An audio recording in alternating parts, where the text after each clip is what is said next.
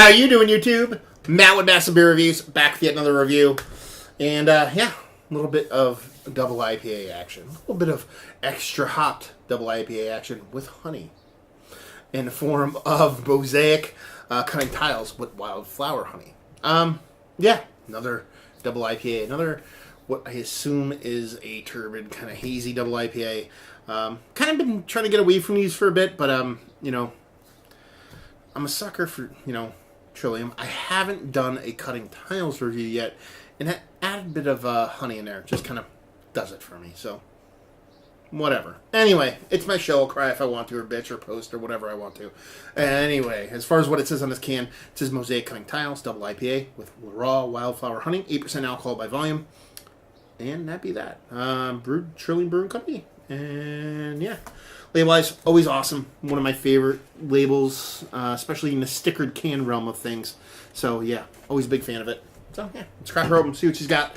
This can comes courtesy of Brad, a.k.a. Meat Smoke.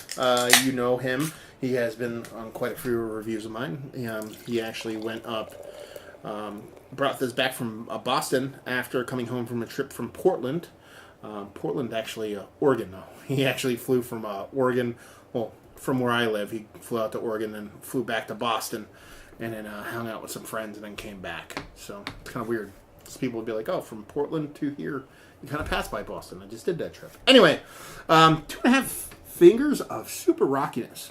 A little bit rockier than you expect, especially from a kind of double IPA stance. But, I mean, you're kind of doing that combo with that honey in there. Maybe that kind of does something with the head, but super rocky. Getting rockier as I speak, and see almost a good half-inch into the beer in some of these bubbles.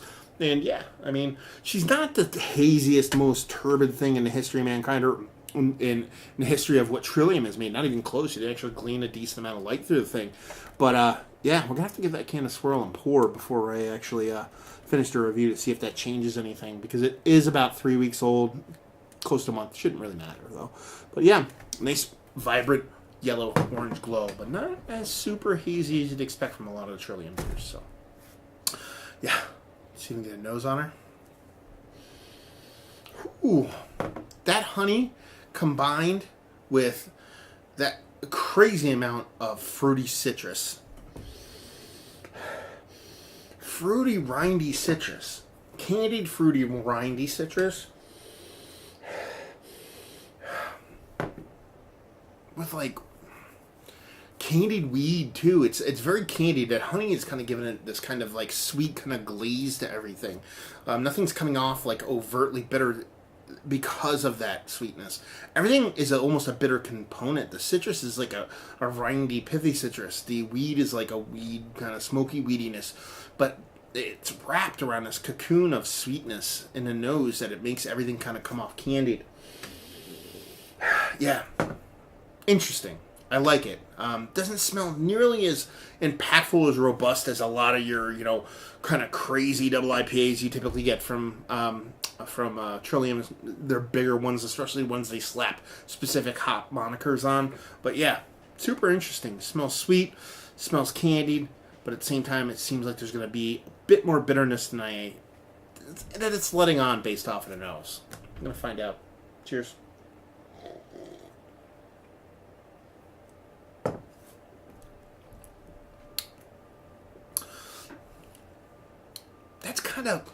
That's one of the most, I don't want to say one of the most unique beers. I want to say one of the most unique beers I've had from Trillium in a while.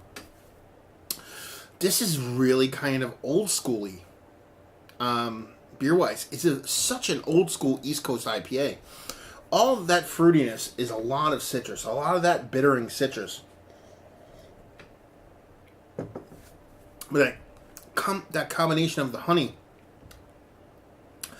gives this kind of, again, this kind of coating, this kind of sheen of sweetness around everything. That it's like a pseudo old school East Coast IPA. Like I talk about these East Coast IPAs and these new school East Coast IPAs, where it's like a marriage of both worlds.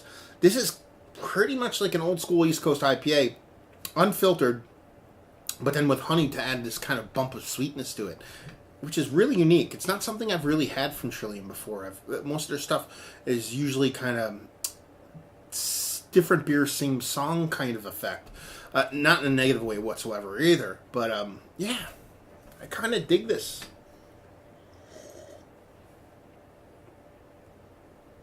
Yeah. Nice sweetness to it, but not overly sweet. Nice bittering to it. I would say the sweetness is a little bit better than the bittering, but the bittering is so old school citrus grindy that it's just outside of what I typically get from the juicy kind of tropical fruitiness that you typically get from a lot of New England IPAs. Mouth feels nice, not super fucking creamy and super dense. Again, kind of lending to the old school East Coast IPA kind of vibes. Yeah, I dig it. I dig it. Let's just jump into it. Is it one of the better double IPAs that I've had as of late? No, but is it one of the more fun? Yeah, actually.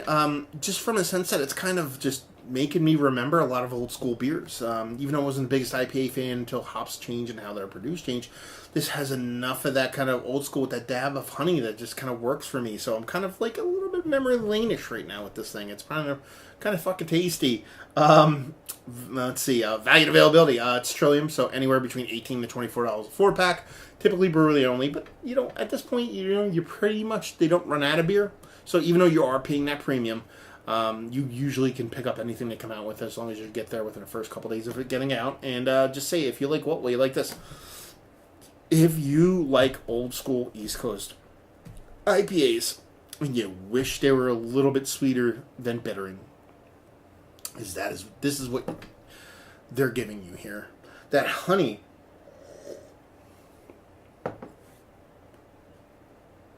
adds this fun. It's not even just taste dimension. It's kind of textural dimension. So if you're just into unique beers, if you like well-made beers that are interesting outside of the norm, outside of what everybody else is trying to make IPA-wise, which is pretty much what everybody's trying to do in there. Everybody's trying to copy Treehouse, trying to copy Trillium. So to see, even though a beer come out from somebody that isn't that beer, even though this is Trillium, they're not doing the same thing they usually do all the time in the hop realm. They do a lot more than just hop-forward stuff.